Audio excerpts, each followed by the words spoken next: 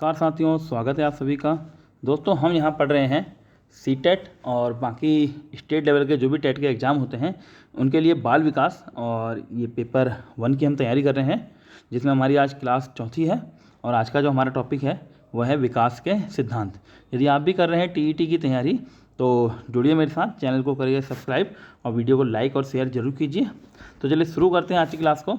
तो जो हमारा टॉपिक है आज का, बाल विकास के सिद्धांत।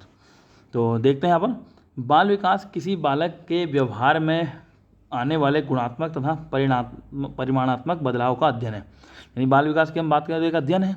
क्या क्या है, किस चीज़ का अध्ययन है कि जो बालक के जो विकास व्यवहार में जो परिवर्तन आ रहा है, अब वो परिवर्तन आपका कैसा होता है, गुणात्मक भी होता है और परिमाणात्मक भी हो सकता है, यानी कि मात्रात्मक भी हो सकता है, ऐसे मात्रात्मक भी कह देंगे। तो अध्ययन है। इसके अंतर्गत किसी बालक के जीवन काल में हुए शारीरिक, सामाजिक, संज्ञानात्मक, मानसिक तथा भाषाई विकास को शामिल किया जाता है।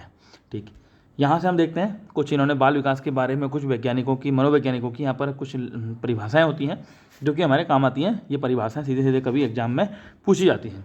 जैसे हरलॉक है, इसके अनुसार इसने क्या कहा है, बाल विकास में किसी बालक या शिक्षार्थी के विकास के सभी पक्षों पर ध्यान केंद्रित किया जाता है। मतलब टोटल, जिसे हम कहेंगे चहुमुखी विकास। एक जब हम कुछ क्या कहते हैं, कोई इस तरह का कोर्स कर रहे होते हैं, डीएलएड या बीएड, तो वहाँ चहुमुखी विकास आपको शब्द सुनने को मिलेगा। ठीक है, तो वो है यहाँ पर, मतलब सभी पक्षों पर ध्यान देना है।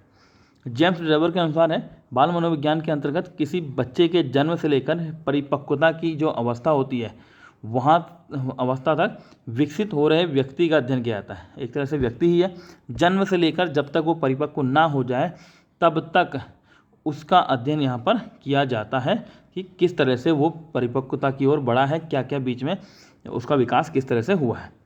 आइजनेक के अनुसार क्या क्या रखा है, बाल मनोविज्ञान बालक के मनोवैज्ञानिक विकास की प्रक्रियाओं के अध्ययन से संबंधित है। देखिए, अध्ययन तो है ये, इसमें किसी बालक के गर्भकालीन अवस्था से लेकर परिपक्वता की अवस्था तक हुए मनोवैज्ञानिक विकास की प्रक्रियाओं का अध्ययन किया जाता है। अब सिद्धांत की बात करते हैं। तो यहाँ पर देखिए, जो मैं सिद्धांत यहाँ पढ़ाऊंगा, कुछ किताबों में होता है आपको कुछ और लिखे हुए मिले, काफ़ी से मैच करेंगे, काफ़ी कुछ और नाम से भी मिल सकते हैं, और किसी में कम दिए होते हैं, किसी में बड़ा चला के दिए होते हैं। तो ये सब नॉर्मली वही है, कोई ऐसा नहीं है कि कितने सिद्धांत हैं बाल विकास के, कोई फिक्स नंबर नहीं है कि 4 सिद्धांत है, 5 सिद्धांत है। यहाँ अलग अलग किताबों में आपको अलग अलग देखने को मिलेगा। तो फिलहाल जो हमने पढ़ा है, जो मैंने पढ़ा है, जो आपके पेपर के लिए महत्वपूर्ण है, यहाँ मैं सब शामिल कर रहा हूँ। और बाकी फिर हम जब ये क्लास एक बार रेगुलर समाप्त हो जाएगी तो फिर हम बीच में जो टॉपिक हमें कुछ इंपॉर्टेंट लगेंगे, उन टॉपिक को लेकर सीधे पढ़ाई हम वैसे भी करेंगे। फिलहाल अभी हम टॉपिक को अपना ख़त्म करते हैं, क्योंकि एक साइड से पढ़ना बहुत ज़रूरी होता है। वो जो यहाँ पर पूरी रेगुलर क्लास जो मैंने चलाने की बात कही है, वो मैं यहाँ पर रेगुलर क्लास सबसे पहले चलाना चाहता हूँ, प्रत्येक टॉपिक को यहाँ पर ख़त्म करना चाहता हूँ। फिर जो रहता है या जो इंपॉर्टेंट होता है उसको हम टॉपिक वाइज वैसे क्लियर करेंगे। तो निरंतरता का सिद्धांत, निरंतरता शब्द से ही आपको समझ में आना कि निरंतर चलने वाली चीज़। तो यहाँ पर क्या, निरंतरता के सिद्धांत का तात्पर्य क्रमिक अथवा अनवरत विकास से है।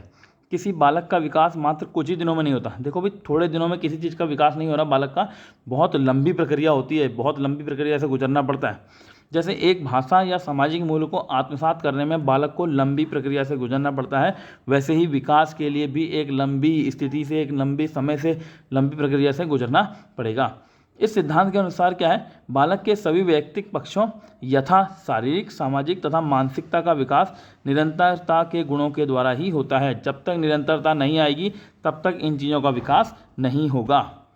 दूसरा है वैयक्तिक भिन्नता का सिद्धांत। इस सिद्धांत के अनुसार किन्हीं दो बालकों के शारीरिक, मानसिक तथा संवेगात्मक विकास में भिन्नता पाई जाती है। ठीक है, दो बालकों के जो मानसिक विकास होगा और क्या कहते हैं, या शारीरिक या संवेगात्मक में भिन्नता पाई जाती है। इसका तात्पर्य यह है कि दो बालक अपनी सीखने की क्षमताओं या योग्यताओं में से एक जैसे नहीं होंगे, उनका कुछ ना कुछ चेंज होगा। ऐसा उनकी बुद्धि क्षमता, आनुवंशिक गुणों और परिवेश के कारण होता है। ऐसा क्यों होता है? देखिए, एक तो बुद्धि क्षमता के कारण हो सकता है, आनुवंशिक गुणों के कारण हो सकता है, और परिवेश के कारण भी हो सकता है। एक ही घर के दो बालक हो तो वो भी एक जैसे नहीं होते हैं, ये आपको मालूम है।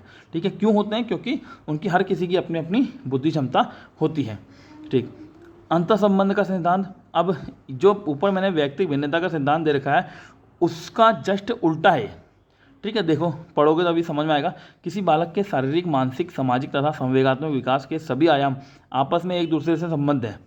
किसी एक आयाम में बालक के कमजोर पड़ने से वो दूसरा आयाम में के विकास में भी कमज़ोर पड़ सकता है, जैसे सामाजिक रूप से पिछड़े बालक के मानसिक रूप से भी पिछड़ने की संभावना बनी रहती है।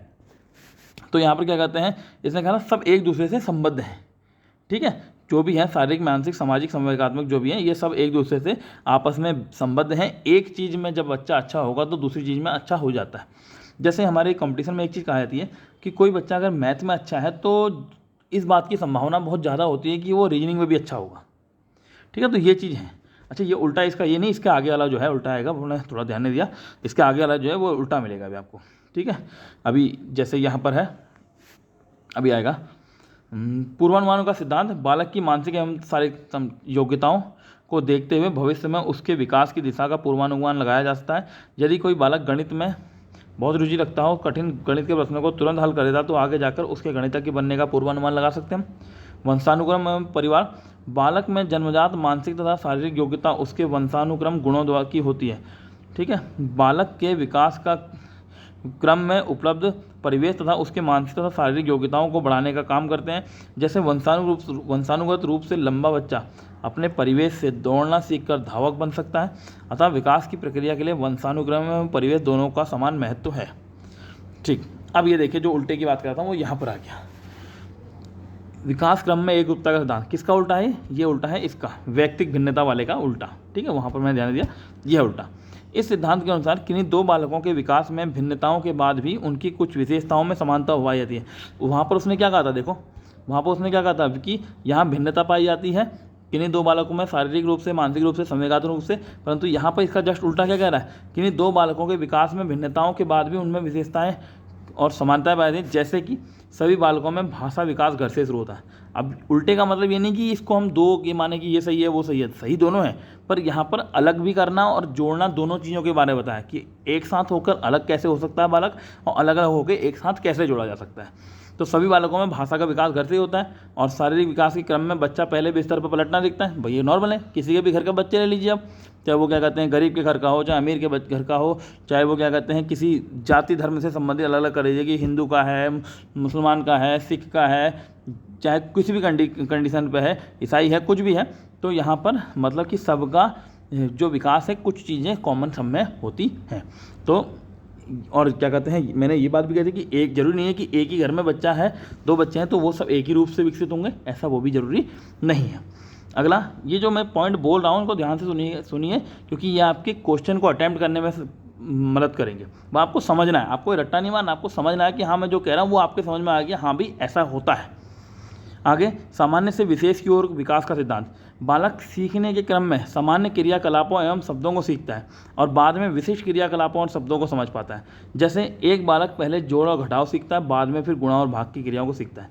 भाई देखो, पहले उसको जोड़ घटाव सीखेगा तभी गुणा भाग सीखता है। कोई भी व्यक्ति ऐसा नहीं करता कि पहले गुणा भाग सिखा दे बाद में क्या कहते हैं जोड़ घटाव सिखा दे, क्योंकि गुणा में जोड़ने की आवश्यकता पड़ती है, भाग में घटाने की आवश्यकता पड़ती है। इसका मतलब सामान्य से विशेष की ओर, एक सामान्य चीज़ से ही आप उसे विशेषता की ओर ले जा सकते हैं, और ये सिद्धांत भी हमारा काफ़ी काम का है। सामान्य से विशेष की ओर ये अधिगम के कुछ नियम जो है वहाँ पर भी काम आएगा, जब मैं उसको पढ़ाऊँगा तो ये चीज़ें आपको क्लियर कर दी जाएंगी।